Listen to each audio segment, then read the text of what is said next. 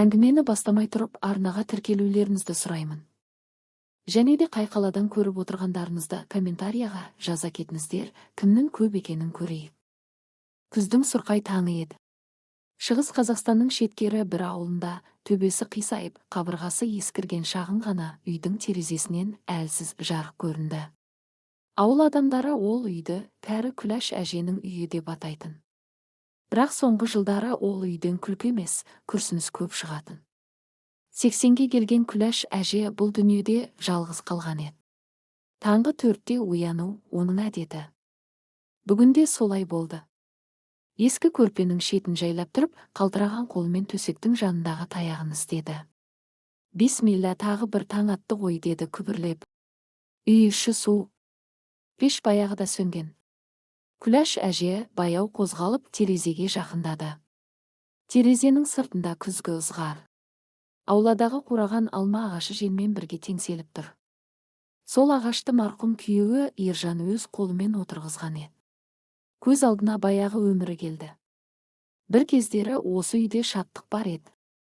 Балалардың күлкісі бар еді. Дастархан басындағы ушу бар еді. Ал қазір тек үнсіздік. Өлі тыныштық. Күләш әже пешке азын-аулақ көмір салмақ болды.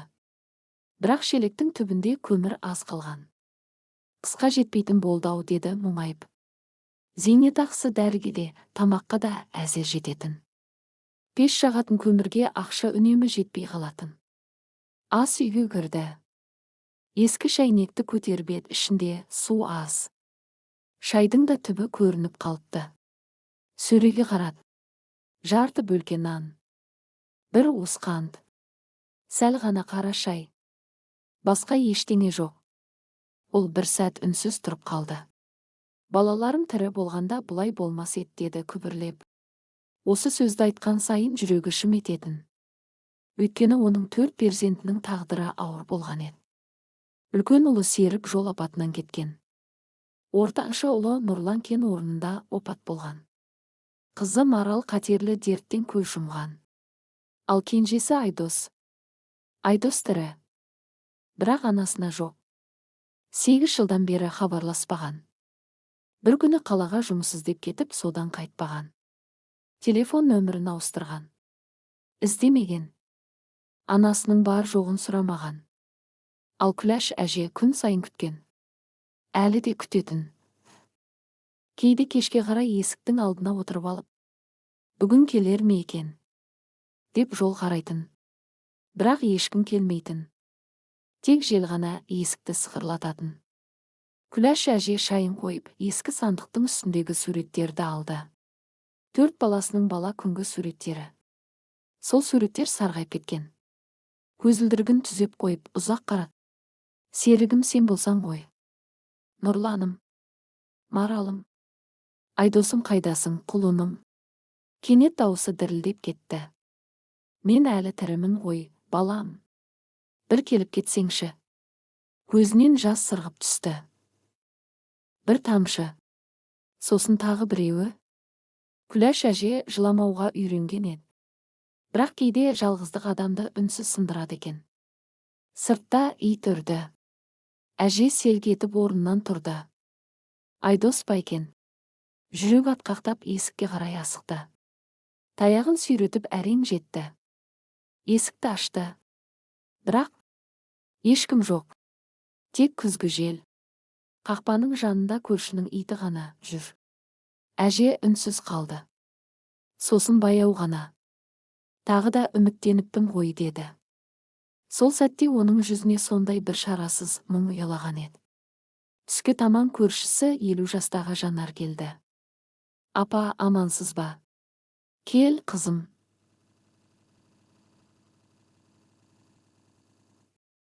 Жанар дорбасынан 2 бөлке нан шығарды. Мынау сізге. Күләш әже бірден түсінді. Қайырымдылық. Жанына батты. Бірақ білдірмеді. Рахмет, айналайын. Жанар үйдің суығына қарап қабағын түйді. Апа, көміріңіз азайып қалыпты ғой. Жетеді. Жетпейді ғой. Күләш әже үндемеді. Ол ешкімге мұңын шаққан емес. Жанар ақырын ғана. Айдос хабарласпады ма? Сұрақ жүрекке пышақтай тиді. Әже төмен қарады. Жоқ. Іздеп көрдіңіз бе? Телефоны өшулі. Жанар ауыр күрсінді. Қалай ғана анасын тастап кетеді екен? Күләш әже дереу тоқтатты. Жамандама баламды. Бірақ ол жаман емес, өмір қысып жүрген шығар. Сөзін аяқтай алмады. Өйткені өзі де сенбейтін еді. 8 жыл. 8 жыл деген аз уақыт емес. Бір рет келуге болар еді ғой. Бір рет. Тек анашым, қалайсыз? Деуге. Кеш түсті. Ауыл іші тыныш. Күләш әже ауладағы орындыққа отырды. Көзін жолдан алмайды. Күн сайынғы әдеті. Қолында ескі орамал. Кейде жылайды. Кейде үнсіз отырады. Сол кезде ауылдың балалары жүгіріп өтті. Әже, амансыңдар ма, қарақтарым? Әже, неге жалғыз отырасыз? Сұрақ ауыр тиді. Бірақ күліп жауап берді. Біреуді күтіп отырмын. Кімді? Баламды. Қашан келеді? Әже үнсіз қалды. Көзінен жас шығып кетті. Білмеймін, құлыным. Балалар үндемей қалды. Біреуі ақырын ғана. Мен сізге ертең келемін. Әже жымиып, кел айналайын. Балалар кетіп қалды. Ал Күләш әже ұзақ отырды. Күн батты. Аспан қарауыта бастады. Бірақ ол орнынан тұрмады. Күтті. Тағы күтті. Кенет алыстан бір көлік көрінді. Жүрегі зу етті. Айдос орнынан тұрып кетті. Қалтыраған аяқпен қақпаға қарай жүрді.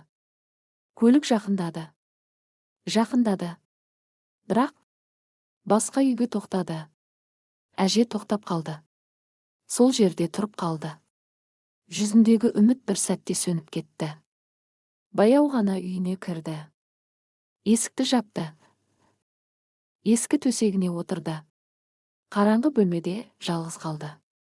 Тек қабырға сағатының тықылы естіледі. Сосын кенет сыбырлады. Ей Алла, мені ұмытқан баламды бір көрсем екен, өлерімнің алдында бір рет құшағыма бассам екен. Сол түні Күләш әже аш ұйықтады. Бірақ қарны емес. Жүрегі қатты аш еді. Ал дәл сол түні жүздеген шақырым алыста бір қалада Айдос анасын есіне түсіріп отырғанын Күләш әже әлі білмейтін. Түн ауыр өтті. Күләш әже көз іле алмады. Төсегінің шетінде отырып, тозығы жеткен жамылғыны иығына қымтай түсіп, қабырғаға ұзақ қарады. Сағаттың тықылы ғана естіледі. Тық, тық, тық. Әр соққан секунд оған өмірінің азайып бара жатқанын еске салатындай. Тағы бір күнім өтті ғой, деді ақырын. Таң ата бере терезеге ақшыл сәуле түсті.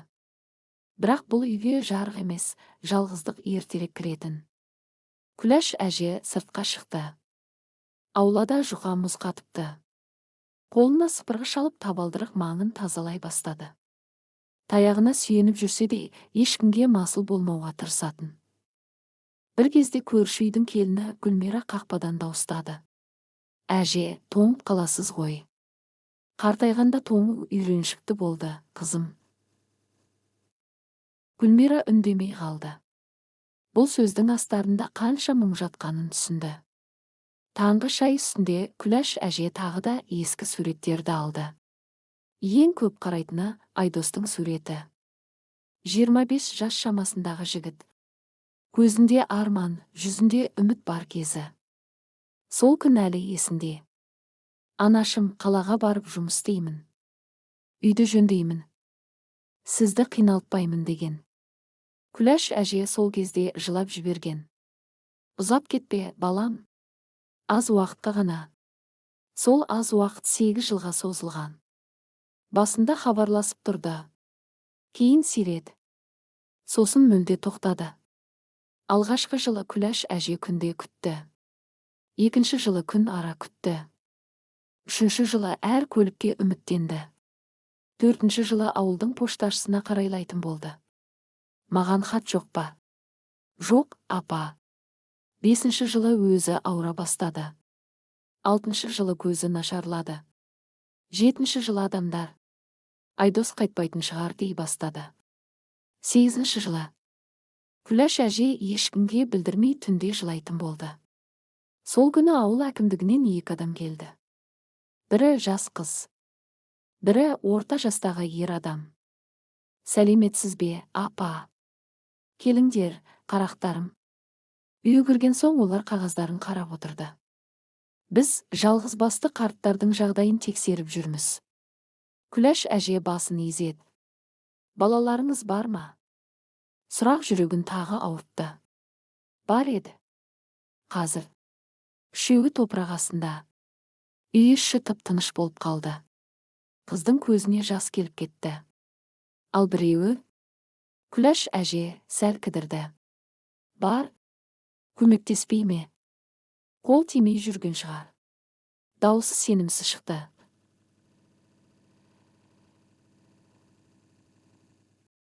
Ер адам қабағын түйді. Телефон нөмірі бар ма? Өшіп тұр. Іздестіруге болады. Әже бірден басын шайқады. Жоқ. Неге? Баламның абыройын төккім келмейді. Сол сәтте жас қыз көзін төмен түсірді. Ол әженің сөзінен ананың шексіз кешірімін көрді. Қандай бала болса да, ана жүрегі бәрібір қорғайды. Кешке қарай ауыл мешітінің имамы Нұрбек келді. Қолында азық-түлік. Әже, мұсылман қауымнан сәлем. Рахмет, қарағым. Имам үйдің ішіне қарап үнсіз қалды. Суық, жалғыздық, кедейлік. Бірақ бәрінен де ауыр нәрсе қабырғадағы сарғайған суреттер еді. Әже, көңіліңіз қалай? Күләш әже алғашында үндемеді. Сосын кенет көзінен жас сорғалап кетті. Қартайғанда адамға ақша емес екен. Не керек сонда? Деді имам жай ғана. Бір ауыз сөз. Қандай? Анашым, қалайсың деген. Даусы үзіліп кетті. Мен соны 8 жылдан бері естімедім. Имамның тамағына өксік тығылды. Алла қаласа бәрі жақсы болады. Мен көп нәрсе сұрамаймын, қарағым. Не қалайсыз? Өлмей тұрып баламды көрсем болды. Сол түні Күләш әже тағы түс көрді. Түсінде бәрі тірі екен. Үлкен дастархан. Балалары мәз. Немерелер жүгіріп жүр. Айдос келіп, анашым, деп құшақтап алды. Күләш әже жылап жіберді. Қайда жүрсің, құлыным? Кешір мені. Сол сәтте түс үзіліп кетті. Әже шошып оянды. Қараңғы. Суық. Ешкім жоқ. Тек өз демінің дыбысы. Сонда ғана түс екенін түсінді. Кеудесін ұстап отырып қалды. Тағы да түс екен ғой. Жылады. Бұл жолы үнсіз емес. Дауыстап жылады. Жалғыз адамның жылағаны қорқынышты болады екен. Себебі оны жұбататын ешкім жоқ. Ал сол сәтте Алматыдағы тар пәтердің бірінде Айдос үстел басында үнсіз отырған. Шашына ақ кірген. Көзі шаршаған. Алдында жарты кесе суық шай. Телефонын қолына алды. Ескі нөмірді ашты. Экранда. Анашым. Саусағы қоңырау батырмасына барды. Бірақ баспады. Көзін жұмды. Қалай хабарласамын? 8 жыл үнсіз кеткен адам не дейді? Кешір дей ме? Уақытым болмады дей ме? Өтірік. Шындық біреу еді. Ол өмірден жеңілген. Қарызға батты. Жаман ортаға түсті. Ұяттан ауылға қайта алмады. Бірақ бұл анасын ұмытуға себеп емес еді. Телефонға ұзақ қарады. Сосын жай ғана сыбырлады. Анашым аман болшы. Ал дәл сол сәтте Күләш әже ауылдағы қараңғы үйінде ұйықтай алмай төбеге қарап жатқан еді.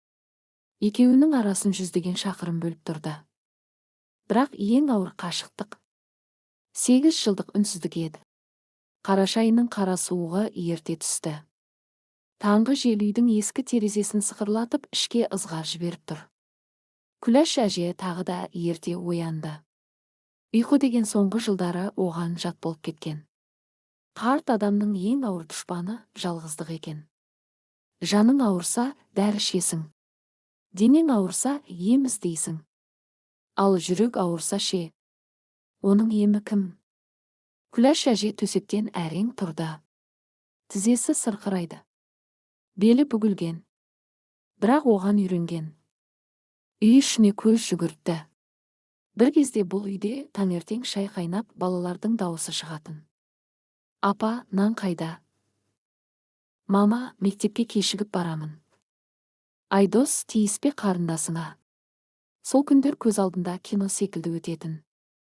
Қазір тек үнсіздік, тек ескі сағат, тек өткен өмірдің ізі. Әже пештің жанындағы орындыққа жайлап отырды. Көмір аз қалған. Қолымен бір уыс көмірді ұстап тұрып, ертең не жағамын екен? Деді күбірлеп. Бірақ бұл сұрақтан да ауыр бір сұрақ болды. Мені жерлейтін кім болады екен? Сол ой келген сайын денесі түршігетін. Өйткені ауылда жалғыз қалған қарттардың тағдырын көрген. Бірі 3 күннен кейін табылды.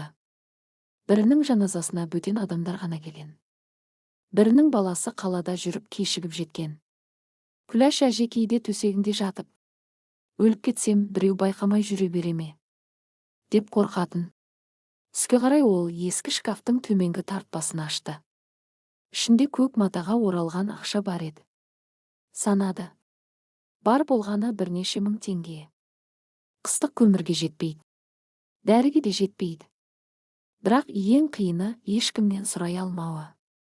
Күләш әже намысшыл еді. Жастайынан еңбекпен өскен. Күйеуі Ержан екеуі мал баққан. Қыстың боранында да, жаздың аптабында да тыным көрмеген. Балаларын жеткізген. Оқытқан. Үй салған. Сол балалар үшін бар өмірін берген. Ал қазір 80 жасында бір үзім нанға қарап қалған. Бірақ ешкімді кінәламайтын. Тек кейде іштей.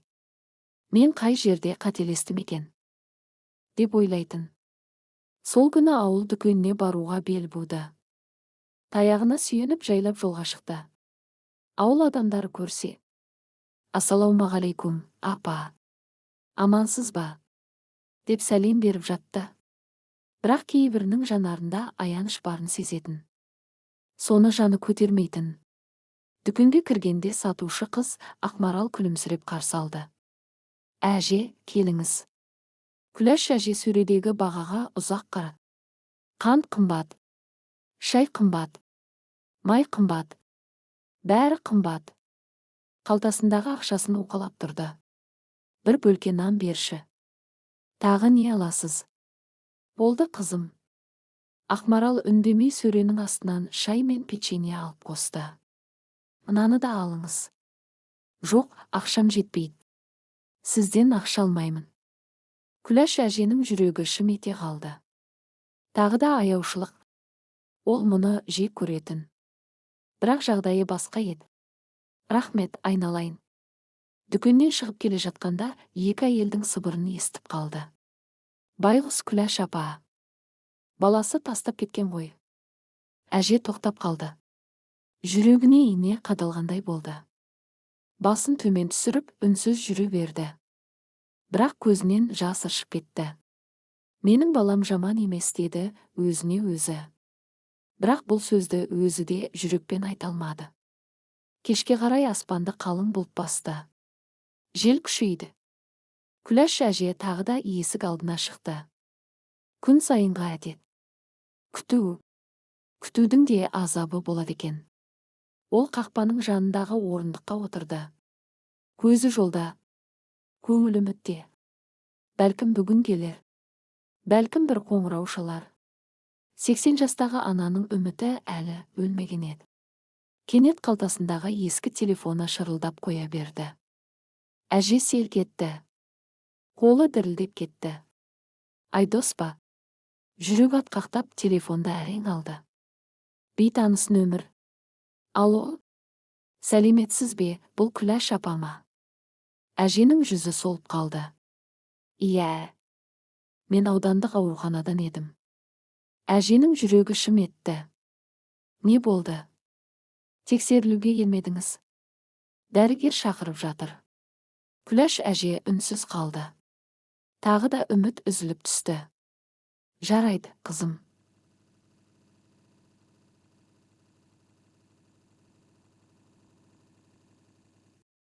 Телефон сөнді. Әже ұзақ отырды. Көзіндегі үміт тағы да сынды. Тағы емес екен. Сол сәтте қатты жел тұрды. Орамалы ұшып кетті. Әже еңкейіп алайын десе, тізесі жібермеді. Кенет бір кішкентай бала жүгіріп келді. Әже, орамалыңыз. Бұл кеше келген бала ауылдың кішкентай тұрғыны Әлие. Рахмет, қарағым. Бала әженің қасына отырды. Әже, сіз неге күнде жол қарайсыз? Күләш әже жымиған болды. Баламды күтемін. Ол келеме? Әже үнсіз қалды. Ұзақ үнсіз қалды. Сосын ақырын ғана. Келет деп үміттенемін. Егер келмесе ше? Бұл сұрақ жүрегін тіліп өтті. Көзінен жас ақты. Онда мен күте беремін. Неге? Күләш әже аспанға қарады. Өйткені ана жүрегі күтуден шаршамайды, құлыным. Бала ештеңе түсінбесе де, әженің қолын ұстап отырды. Сол кішкентай алақан Күләш әжеге бір сәтке болса да жылулық сыйлағандай болды. Ал Алматыда Айдос жұмыстан кеш қайтты. Ескі жатақханадағы тар бөлмеге кіріп, үнсіз орындыққа отырды. Бүгін оның жүрегі ерекше мазасыз еді. Бір нәрсе болғандай. Телефонын тағы алды. Анасының нөмірі әлі сақтаулы. Суреті де бар. Сол баяғы ауылдағы сурет. Анасы күліп тұрған. Бірақ қазірше. Қартайып кеткен шығар. Ауырмаса екен. Мені жек көретін шығар. Көзінен жас шығып кетті. Ер адам жыламайды дейді. Өтірік. Кейде ер адамда үнсіз жылайды. Әсіресе, анасының алдында кінәлі болса. Ол нөмірді терді. Бір сан. Екінші сан. Үшінші. Бірақ соңында тоқтап қалды. Қолын түсірді. Ертең хабарласамын. Өмірдегі ең қауіпті сөз. Ертең еді. Өйткені кей адамдарға. Ертең бұйырмай қалады. Түн ішінде Күләш әже тағы шошып оянды. Кеудесі қысылып, демі тарылып кеткендей болды. Сыртта жел ұлып тұр. Терезенің жақтауы тарс-тұрс етеді. Үй іші мұздай. Пеш баяғыда сөніп қалған. Қалың көрпенің астында жатса да, сүйегі сырқырап тоңып жатыр. Ол баяу ғана орнынан тұрмақ болды. Бірақ басы айналып кетті. Иә, Алла не болып барады маған? Таяғына сүйеніп әрең тұрды. Ас үйге барып су ішпек еді. Бірақ аяқ астындағы ескі кілем шетін шалып денесі теңселіп кетті. Ойпырмай. Келесі сәтте. Тарс. Күләш әже еденге құлап түсті. Басы бұрыштағы орындыққа тиіп кетті. Көз алды қарауытып бара жатты. Тізесі шаншып ауырды. Орнынан тұрайын десе, шамасы жоқ. Көмектесіңдер деді әлсіз дауыспен. Бірақ оны еститін ешкім жоқ еді. Үй іші тып-тыныш. Тек қабырға сағатының тықылы. Тық, тық, тық. 80 жастағы қария суық еденде жалғыз жатты. Кенет жүрегіне ауыр ой келді. Мен осылай өліп кетсем ше? Көзінен жас ыршып кетті. Айдос бір рет келсеңші, балам. Сол сәтте ең қатты ауырған жері денесі емес. Жүрек еді. Таң атты. Бірақ Күләш әже орнынан тұра алмады. Қолы қалтырап жатыр. Шөл қысқан. Асүйге жетуге шамасы жоқ. Тек төбеге қарап үнсіз жатты. Кейде адамға өлімнен де қорқынышты нәрсе болады. Ол жалғыз өлу. Қасыңда бір адам болмай. Қолыңнан ұстайтын жан болмай. Соңғы сөзіңді еститін ешкім болмай. Күләш әже көзін жұмып, Алла, тек көшеде жатқан ит құсап кетпесе екен деді. Даусы дірілдеп шықты. Түс ауа ауыл баласы әлі келді. Әдеттегідей. Әже? Үн жоқ. Әже. Тағы үнсіздік. Бала қақпаны ашып кірді. Есікті қақты. Әже. Іштен дыбыс естілді. Өте әлсіз. Балам. Әли қорқып кетті. Көрші Жанар апайды шақырып жүгірді. Жанар апа. Әже жылап жатыр. Жанар жүгіріп келді. Есікті ашып кіргенде көрген көрініс жүрегін ауыртты. Күләш әже еденде жатыр. Беті бозарып кеткен. Көзі жасаурап тұр. Апа. Жанар жүгіріп қасына барды. Құлап қалдым, қызым. Қашан? Түнде. Жанардың жүрегі сыздап кетті. Сонда түнімен осында жаттыңыз ба? Әже үндемей көзін төмен салды. Бұл үнсіздік бәрін айтып тұр еді. Жанар жылап жіберді. Апа неге жалғызсыз? Көп ұзамай ауылдың фельдшері келді. Қан қысымын өлшеді. Тез ауданға апару керек. Жоқ, әуре болмаңдар. Апа, болмайды. Күләш әже әлсіз ғана. Менің кімім бар сонда? Жанар көзіне жас алып. Біз бармыз ғой. Осы сөзді естігенде Күләш әженің ерні дірілдеп кетті. Біреудің біз бармыз дегені қандай жылы сөз еді. Бірақ жүрегінің бір түкпірінде бәрібір бір ғана адам жетіспейтін. Айдос. Аудандық аурухана. Суық қабырға. Дәрі иісі. Күләш әже палатада үнсіз жатты. Қасында ешкім жоқ. Басқа әжелердің қасында балалары отыр. Бірі сорпа келген.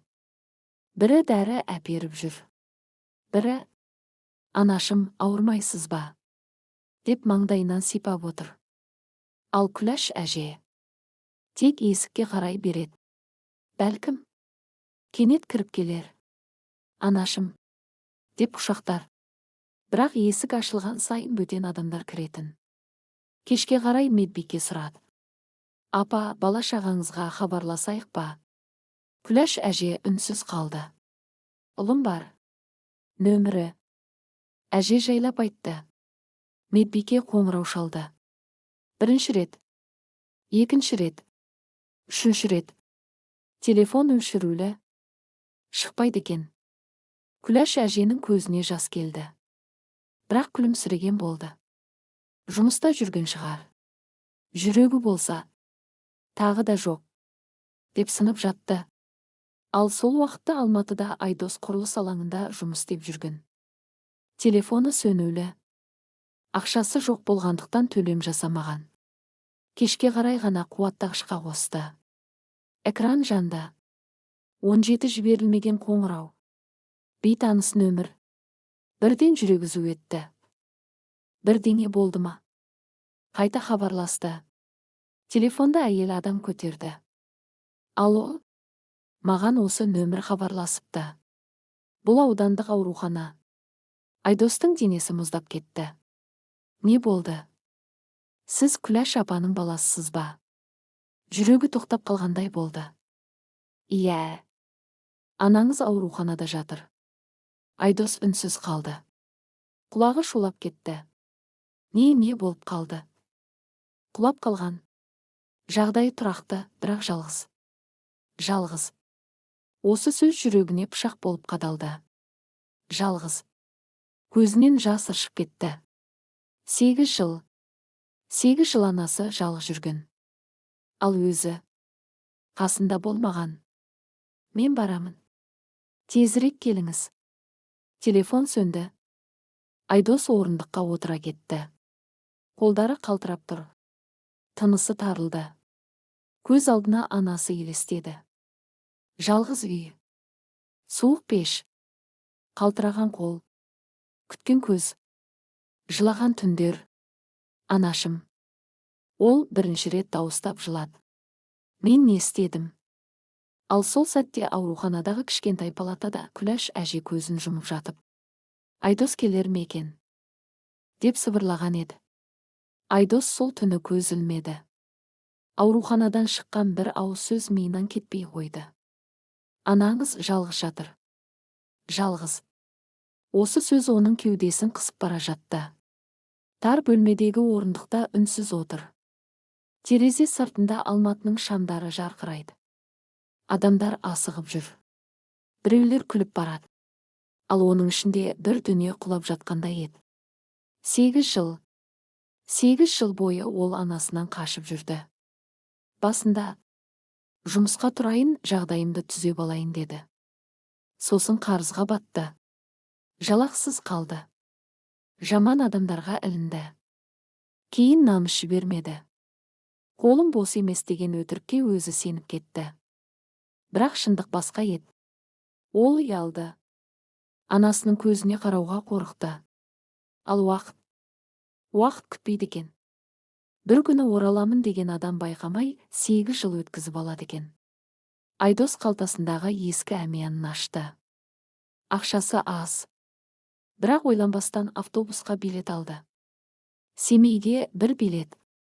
Даусы дірілдеп шықты. Кассир әйел оған жай ғана қарады.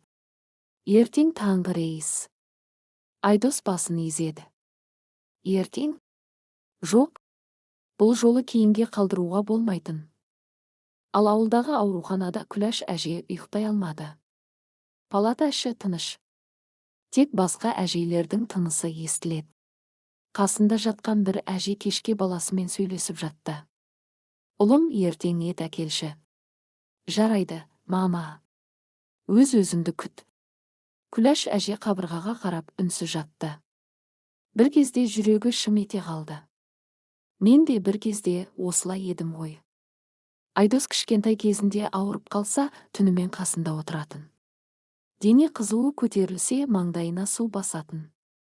Өзі аш жүрсе де балаларын тоқ қылатын. Бір күні Айдос мектепте төбелесіп келіп жылаған. Мама, мені бәрі мазақтайды. Сонда Күләш әже құшағына қысып, ешкімге сынба, балам. Анаң барда сен жалғыз емессің деген. Сол сөз есіне түсіп көзінен жас ағып кетті. Ал қазір мен жалғызбын ғой. Жастығы дымқылданып кетті. Таң атты. Айдос жолға шықты. Ескі автобус. Ұзақ жол. Терезеден сыртқа қарап отыр. Қала артта қалып барады. Көз алдына ауыл келе береді. Баяғы үй. Әкесінің дауысы. Анасының бауырсағы. Кішкентай кезі. Бәрі көз алдында. Бір кезде қасында отырған ақсақал сұрады. Қай жаққа барасың, балам? Айдос сәл кідірді. Ауылға. Қуанышты жолма. Бұл сұрақ жүрегін ауыртты. Жоқ. Біреу ауырып қалды ма? Айдостың тамағына өксік тығылды. Анам. Ақсақал басын изеді. Ана аман болсын, шырағым. Ана қайтып келмейтін бақ. Осы сөзден кейін Айдос теріс қарап кетті. Көз жасын көрсеткісі келмеді. Өйткені дәл қазір ол бір нәрсені анық түсінді. Өмірде жоғалтпау керек ең қымбат адам. Ана екен. Ауыл. Өз қолымен анасын жалғыз қалдырған. Ауруханада Күләш әже таңертең тағы есікке қарай берумен болды. Әр ашылған есіктен үміт күтеді. Әр аяқ дыбысынан селк етеді. Кенет медбике кірді. Апа, хал қалай? Жақсы, қызым. Біреу келетін сияқты ма? Күләш әже үнсіз қалды. Сосын ақырын. Балам келер деп ойлаймын. Медбике не айтарын білмеді. Кеше ғана хабарласқан. 8 жыл келмеген адам келе қоя ма? Бірақ ол үндемеді. Үмітті өлтіргісі келмеді. Кешке жақын. Аурухана дәлізі. Күләш әже көзі ілініп кеткен. Кенет сырттан асығыс аяқ дыбысы естілді. Біреу жүгіріп келе жатыр. Жүрегі бір түрлі соғып кетті. Палатаның есігі жай ашылды. Бір ер адам тұр. Шашына ақ кірген. Көзі қызарған. Үстінде ескі күрте. Дірілдеп тұр. Күләш әже бірден тани алмады. Көзі нашар көретін. Кімсің, қарағым? Ер адамның ерні қалтырады. Даусы шықпай қалды. Сосын әрең: «Анашым». Күләш әженің жүрегі тоқтап қалғандай болды. Көзі бақырайып кетті. Айдос ер адам тізерлеп отыра кетті. Даусы жарылып шықты: «Кешір мені, анашым, кешір». Күләш әже сенбей қарап отыр. Қолын созды. Ұлының бетін ұстап көрді. Шын, тірі, өзі 8 жыл күткен баласы. Сол сәтте әженің көзінен жас сорғалап кетті. «Құлыным, шынымен сен бе?» Айдос жылап жіберді. Басын анасының тізесіне қойды. Кешірші мені». Палата іші үнсіз қалды. Тіпті басқа адамдар да жылап отырды. Күләш әже қалтыраған қолымен ұлының басынан сипат. Тура кішкентай күндегідей: «Келдің бе, балам?» «Иә, мен сені күнде күттім». Айдос еңкілдеп кетті. «Білем, кеш қалдым». Күләш әже көз жасын сүртті. Сосын бәрін ауыртқан сөзді айтты: «Мен сені ренжіткен жоқпын ба, балам?» Айдос селк етіп басын көтерді. Міне, нағыз ана 8 жыл тастап кеткен баласынан да өз кінәсін іздеп отыр. Айдос дауыстап жылады: «Жоқ, жоқ, анашым. Кінәлі менмін. Болды. Мені кешір». Күләш әже оны құшағына қысты. Ана баласын кешірмегенде кім кешіреді? Осы сөзден кейін Айдос өзін мүлде ұстай алмады. 8 жылдық тас жүрек бір сәтте быт-шыт болды. Бірақ ол әлі бір нәрсені байқамаған еді. Күләш әженің денесі қатты әлсіреп кеткен. Дәрігерлердің жүзіндегі алаңдаушылықта тегін емес еді. Айдос сол түні көз ілмеді. Ауруханадан шыққан бір ауыз сөз миынан кетпей қойды: «Анаңыз жалғыз жатыр». Жалғыз. Осы сөз оның кеудесін қысып бара жатты. Тар бөлмедегі орындықта үнсіз отыр. Терезе сыртында Алматының шамдары жарқырайды. Адамдар асығып жүр. Біреулер күліп барады. Ал оның ішінде бір дүние құлап жатқандай еді. 8 жыл бойы ол анасынан қашып жүрді. Басында жұмысқа тұрайын, жағдайымды түзеп алайын деді. Сосын қарызға батты. Жалақсыз қалды.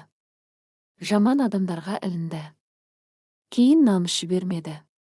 Қолым бос емес деген өтірікке өзі сеніп кетті. Бірақ шындық басқа еді. Ол ұялды. Анасының көзіне қарауға қорықты. Ал уақыт күтпейді екен. Бір күні ораламын деген адам байқамай 8 жыл өткізіп алады екен. Айдос қалтасындағы ескі әмиянын ашты. Ақшасы аз. Бірақ ойланбастан автобусқа билет алды. Семейге бір билет. Даусы дірілдеп шықты. Кассир әйел оған жай ғана қарады. Ертең таңғы рейс. Айдос басын изеді.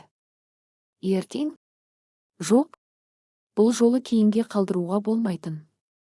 Ал ауылдағы ауруханада Күләш әже ұйықтай алмады. Палата іші тыныш. Тек басқа әжейлердің тынысы естіледі. Қасында жатқан бір әже кешке баласымен сөйлесіп жатты. «Ұлым, ертең ет әкелші». «Жарайды, мама. Өз-өзіңді күт». Күләш әже қабырғаға қарап үнсіз жатты. Бір кезде жүрегі шым ете қалды. Мен де бір кезде осылай едім ғой. Айдос кішкентай кезінде ауырып қалса, түнімен қасында отыратын. Дене қызуы көтерілсе, маңдайына су басатын. Өзі аш жүрсе де балаларын тоқ қылатын. Бір күні Айдос мектепте төбелесіп келіп жылаған. Мама, мені бәрі мазақтайды. Сонда Күләш әже құшағына қысып: «Ешкімге сынба, балам. Анаң барда сен жалғыз емессің» деген. Сол сөз есіне түсіп көзінен жас ағып кетті. Ал қазір мен жалғызбын ғой. Жастығы дымқылданып кетті. Таң атты. Айдос жолға шықты. Ескі автобус. Ұзақ жол. Терезеден сыртқа қарап отыр. Қала артта қалып барады. Көз алдына ауыл келе береді. Баяғы үй. Әкесінің дауысы. Анасының бауырсағы. Кішкентай кезі. Бәрі көз алдында. Бір кезде қасында отырған ақсақал сұрады. Қай жаққа барасың, балам? Айдос сәл кідірді. Ауылға. Қуанышты жол ма? Бұл сұрақ жүрегін ауыртты. Жоқ, біреу ауырып қалды ма? Айдостың тамағына өксік тығылды. Анам. Ақсақал басын изеді. Ана аман болсын, шырағым. Ана қайтып келмейтін бақ. Осы сөзден кейін Айдос теріс қарап кетті. Көз жасын көрсеткісі келмеді. Өйткені дәл қазір ол бір нәрсені анық түсінді. Өмірде жоғалтпау керек ең қымбат адам. Ана екен. Ауыл өз қолымен анасын жалғыз қалдырған. Ауруханада Күләш әже таңертең тағы есікке қарай берумен болды. Әр ашылған есіктен үміт күтеді. Әр аяқ дыбысынан селк етеді. Кенет Медбике кірді. Апа, хал қалай? Жақсы, қызым. Біреу келетін сияқты ма? Күләш әже үнсіз қалды. Сосын ақырын. Балам келер деп ойлаймын. Медбике не айтарын білмеді. Кеше ғана хабарласқан. 8 жыл келмеген адам келе қоя ма? Бірақ ол үндемеді. Үмітті өлтіргісі келмеді. Кешке жақын. Аурухана дәлізі. Күләш әже көзі ілініп кеткен. Кенет сырттан асығыс аяқ дыбысы естілді. Біреу жүгіріп келе жатыр. Жүрегі бір түрлі соғып кетті. Палатаның есігі жай ашылды. Бір ер адам тұр. Шашына ақ кірген. Көзі қызарған. Үстінде ескі күрте. Дірілдеп тұр. Күләш әже бірден тани алмады. Көзі нашар көретін. Кімсің? Қарағым. Ер адамның ерні қалтырады. Даусы шықпай қалды. Сосын әрең. Анашым. Күләш әженің жүрегі тоқтап қалғандай болды. Көзі бақырайып кетті. Айдос. Ер адам тізерлеп отыра кетті. Даусы жарылып шықты. Кешір мені, анашым, кешір. Күләш әже сенбей қарап отыр. Қолын созды. Ұлының бетін ұстап көрді. Шын. Тірі. Өзі. 8 жыл күткен баласы. Сол сәтте әженің көзінен жас сорғалап кетті. Құлыным, шынымен сен бе? Айдос жылап жіберді. Басын анасының тізесіне қойды. Кешірші мені. Палата іші үнсіз қалды. Тіпті басқа адамдар да жылап отырды. Күләш әже қалтыраған қолымен ұлының басынан сипады. Тура кішкентай күндегідей. Келдің бе, балам? Иә. Мен сені күнде күттім. Айдос еңкілдеп кетті. Білем, кеш қалдым.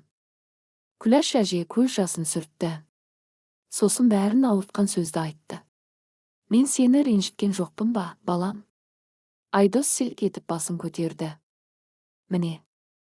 Нағыз ана. 8 жыл тастап кеткен баласынан да өз кінәсін іздеп отыр. Айдос дауыстап жылады. Жоқ, анашым. Кінәлі менмін. Болды. Мені кешір. Күләш әже оны құшағына қысты. Ана баласын кешірмегенде кім кешіреді? Осы сөзден кейін Айдос өзін мүлде ұстай алмады.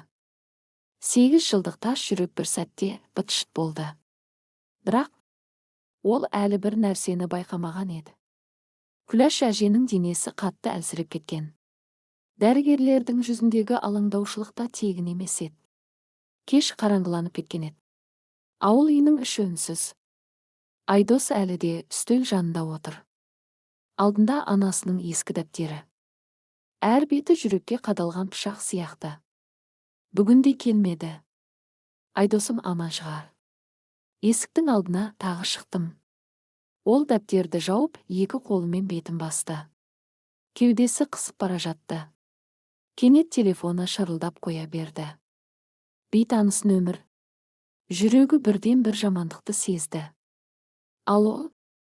Телефонның ар жағынан Медбикенің асығыс даусы шықты. Сіз Күләш апаның ұлысыз ба? Иә. Не болды? Тез келіңіз. Анаңыздың жағдайы күрт нашарлап кетті. Айдостың аяғы әлсіреп кетті. Не болып қалды? Қысымы көтеріліп кетті. Дәрігер қарап жатыр. Тез жетіңіз. Телефон сөнді. Әлем бір сәтке тоқтап қалғандай болды. Айдос орнынан атып тұрды. Жоқ болмайды. Жүрегі атқақтап кетті. Дем ала алмай қалды. Анашым. Ол жүгіріп сыртқа шықты. Көлік таппай әбігер болды. Жанар көрші қақпа алдында тұр екен. Не болды? Ауруханаға. Анамның жағдайы нашарлапты. Жанар бірден ұлына айқайлады. Көлікті шығар тез. Түн. Жол. Көлік қараңғыны тіліп келеді. Айдос үнсіз. Қолдары қалтырап отыр. Көз алдына тек бір ғана көрініс келе береді. Анасы. Әлсіз.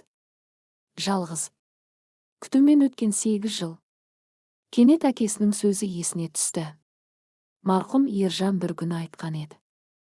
Балам, анаңды жылатпа. Әкең кетсе де өмір жалғасады. Ал ана кетсе дүниең бос қалады. Сол кезде мән бермеген. Қазір сол сөз жүрегін жаншып барады. Тек үлгерсем болды деді күбірлеп. Құдайым, тек үлгерейін. Бұл кешіккен баланың дұғасы еді. Аурухана. Дәліз. Дәрігерлер асығып жүр. Айдос жүгіріп кірді. Күләш апа қайда? Медбике оны тоқтатты. Сабыр сақтаңыз. Не болды? Жүрегі қысылып қалды. Айдостың тізесі босап кетті. Қазір қайда? Дәрігер қарап жатыр. Айдос қабырғаға сүйеніп тұрып қалды. Дәл осы сәтте уақыт тоқтап қалғандай еді. Сағаттың әр минуты азап. Әр секунды қорқыныш. Ол алғаш рет өмірінде шын қорықты. Ақшадан емес. Жоқшылықтан емес. Өлімнен де емес. Анасын жоғалтудан қорықты.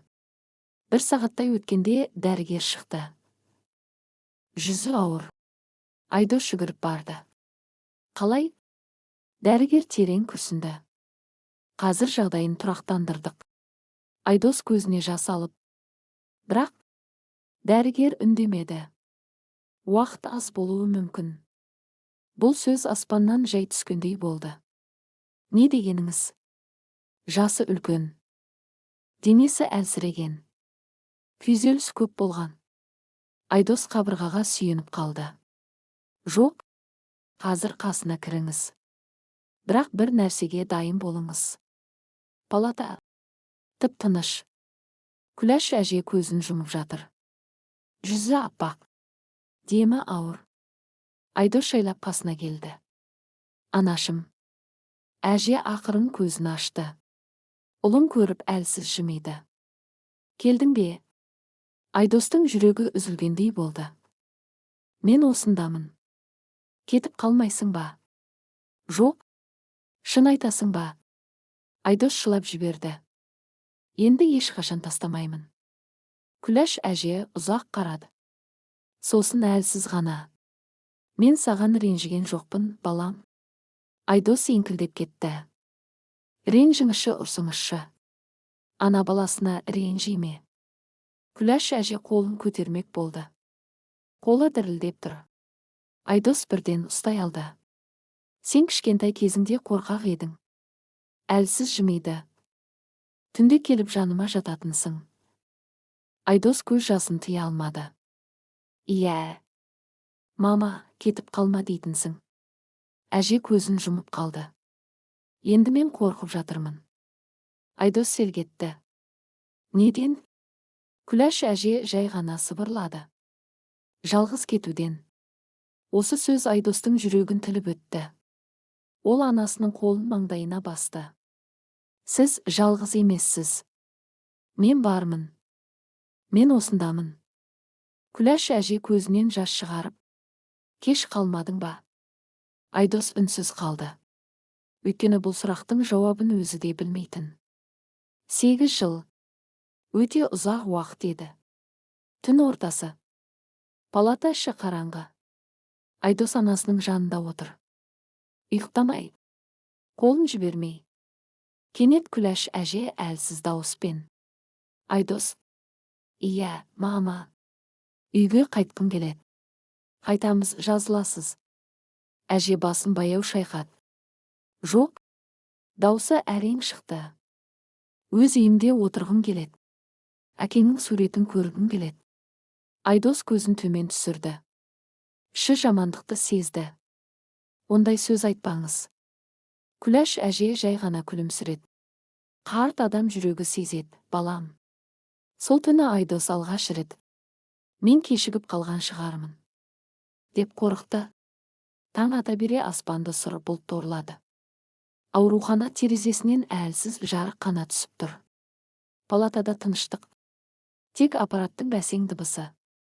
Және бір ананың баяу тынысы. Күләш әже түнде мүлде ұйықтамаған. Кейде көзін жұмады. Кейде оянып ұлына қарай. Айдос бір сәтке де жанынан кетпеді. Қолын ұстап отыр. Қолының суып бара жатқанын сезеді. Сол сайын жүрегі қысылып кетеді. «Анашым, шай ішесіз бе?» Күләш әже әлсіз басын шайқады. «Қаламаймын, балам». «Бірдеңе жейсіз бе?» «Жоқ». Бір сәт үнсіздік орнады. Сосын Күләш әже әлсіз ғана: «Сен барсың ғой». Айдос бірден көз жасын бұрып әкетті. 80 жыл өмір сүрген адамның бар жұбанышы бір адам болып қалғанда қандай ауыр. Түске таман дәрігер келді. Тексеріп шықты. Бірақ жүзіндегі үнсіздік бәрін айтып тұр еді.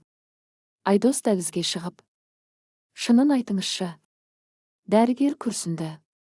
«Қолдан келгенін істеп жатырмыз. Бірақ қарт адамның ағзасы әлсіз». Айдостың жүрегі шым етті. Қанша уақыты бар? Дәрігер бірден жауап бермеді. Белгісіз. Бірақ көп емес шығар. Үнсіздік. Сол үнсіздік жауап болды. Айдос қабырғаға қарап тұрып қалды.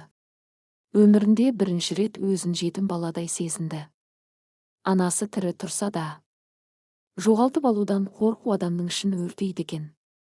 Палатаға қайта кіргенде Күләш әже ояу жатыр екен. «Қайда кеттің?»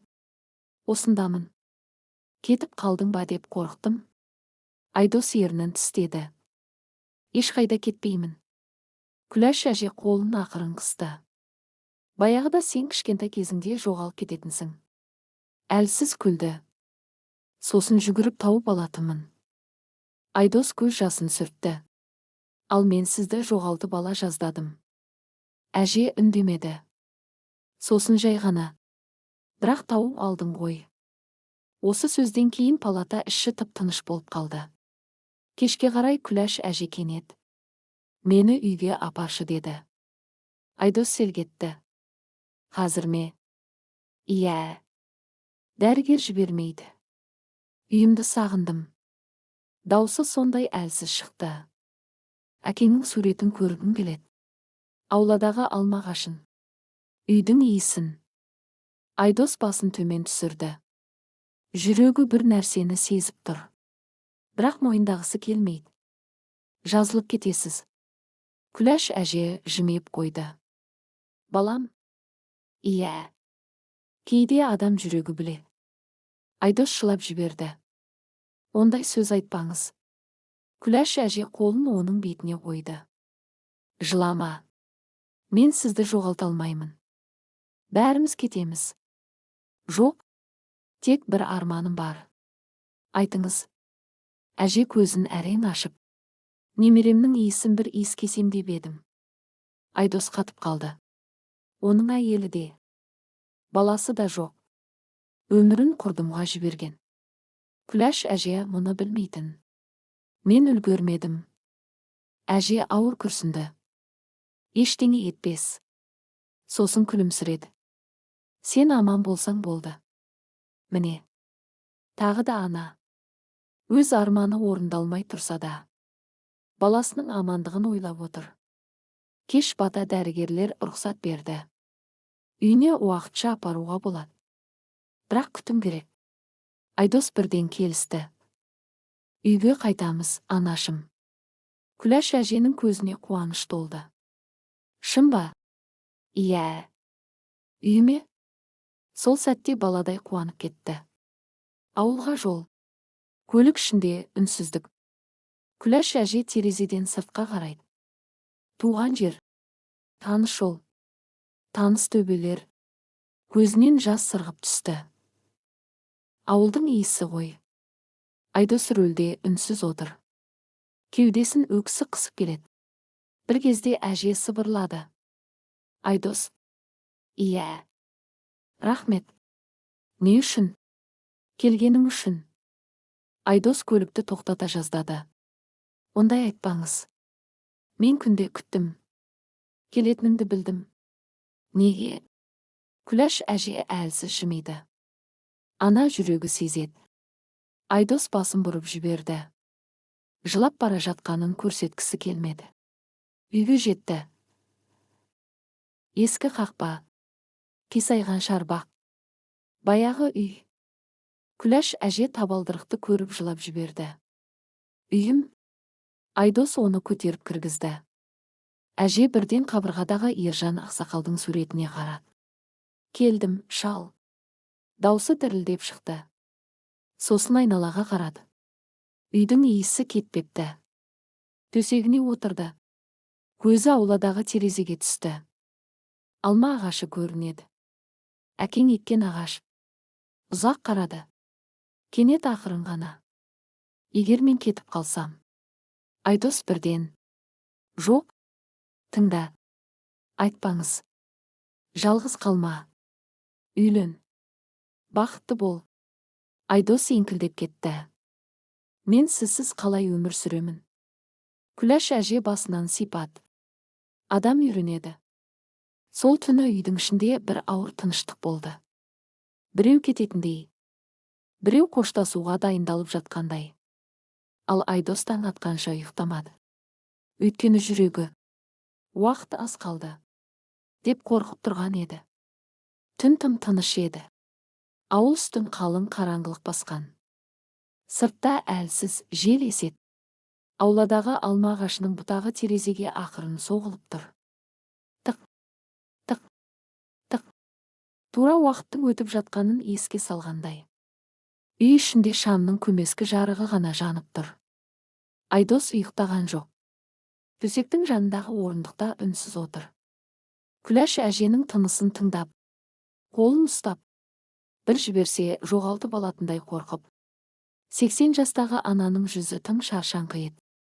Бірақ үйіне келгеннен бері көңілі сәл жайланғандай. Ара-тұра көзін ашып айналаға қарап қояды. Туған үй. Таныс қабырға. Марқұм Ержанның суреті. Терезеден көрінетін алма ағашы. Ол бәрімен үнсіз қоштасып жатқандай еді. Түн ортасына жақын Күләш әже көзін ашты. Айдос. Иә, мама. Ұйықтамадың ба? Жоқ. Шаршадың ғой. Ештеңе емес. Әже әлсіз жымиды. Баяғыда сен ауырғанда мен де осылай ұйықтамайтынмын. Айдос көз жасын әрең ұстап отыр. Есімде. Қорқатынмын. Мен де қорқып отырмын. Күләш әже ұзақ қарады. Неден? Айдостың ерні дірілдеп кетті. Сізді жоғалтып алудан. Үнсіздік. Сосын әже әлсіз ғана. Мен сені ешқашан тастамаймын. Қалай? Адам кеткенімен дұғасы қалады. Айдос еңкейіп кетті. Көз жасы анасының қолына тамып жатыр. Кешіріңізші. Балам. Мен өте кеш келдім. Жоқ. 8 жыл. Бірақ келдің ғой. Міне. Тағы да ана. Жүрегі сынған болса да. Баласын жұбатудан танбайды. Таңға жақын Күләш әже біртүрлі мазасыздана бастады. Демі ауырлады. Көзі алысқа қарап кеткендей. Айдос орнынан атып тұрды. Анашым. Су? Даусы әрең шықты. Айдос тез су әкелді. Қолымен ұстап ішкізді.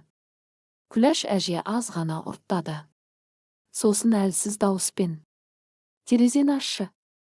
Тоңасыз. Аш. Айдос жайлап ашты. Салқын ауа кірді. Ауылдың тынысы. Жердің иісі.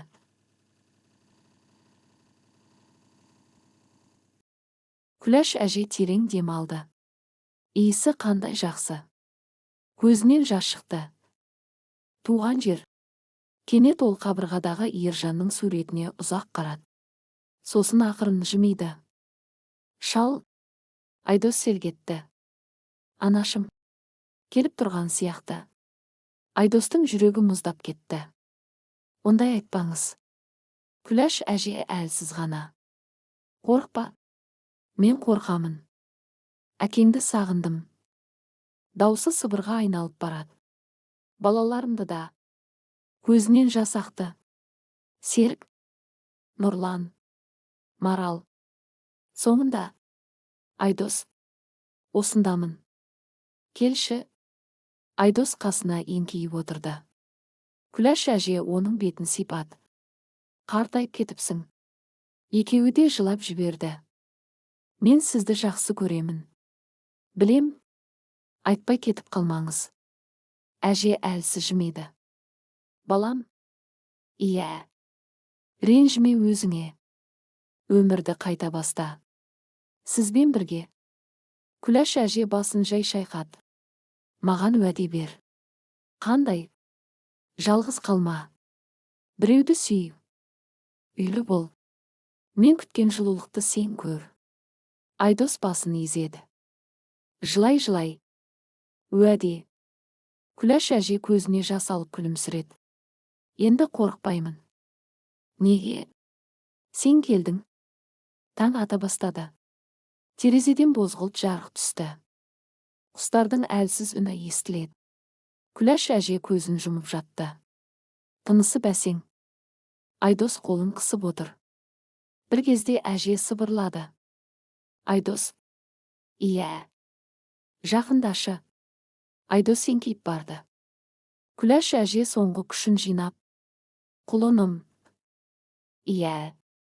Мама. Мен сені күтіп шаршаған жоқпын. Айдостың жүрегі тоқтап қалғандай болды. Анашым. Ана жүрегі күтуден шаршамайды. Көзінен бір тамшы жас сырғып түсті.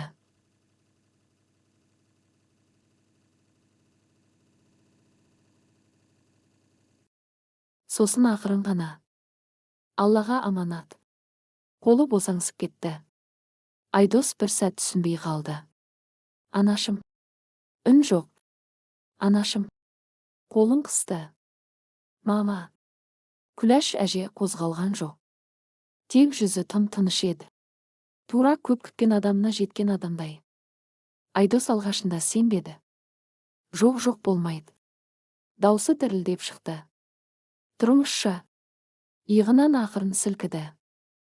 Мен келдім ғой. Кетпеңізші. Анашым. Даусы үзіліп кетті. Сосын. Үй ішін тіліп өткен дауыс шықты. Анашым. Бұл кешіккен баланың жан дауысы еді. Бүкіл үй үнсіз жылап тұрғандай. Қабырғадағы суреттер. Ескі пеш. Терезе. Алма ағашы. Бәрі бір ананың кеткенін сезгендей еді. Үй іші меңіреу тыныштыққа батқан еді.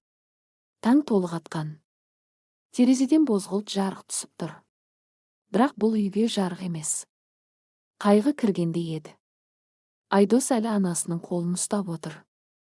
Суып бара жатқан қол. Кеше ғана басынан сипаған қол. Кеше ғана. Құлыным. Деген дауыс шыққан еріндер. Қазір үнсіз. Мүлде үнсіз. Жоқ болмайды. Даусы қарлығып шықты. Анашым, көзіңізді ашыңызшы. Жауап жоқ. Мен енді келдім ғой. Айдос тізерлеп отырды. Кеудесін өксік қысты. Мені жалғыз қалдырмаңызшы. Жылады. Дауыстап жылады. 80-ге келген анасын 8 жыл күттірген ұлдың жылауы еді бұл. Бірақ кейбір көз жасы кеш болады екен. Түс ауа ауыл іші естіп қойды. Күләш апа қайтыс болыпты. Хабар тез тарады. Үйге адамдар келе бастады. Көрші жанар кірген бойда жылап жіберді. Апай, марқұм әженің маңдайынан сипат. Күтумен кеттіңіз ғой. Сосын Айдосқа қарады. Айдос бұрышта үнсіз отыр. Көзі ісіп кеткен. Беті қуарып кеткен.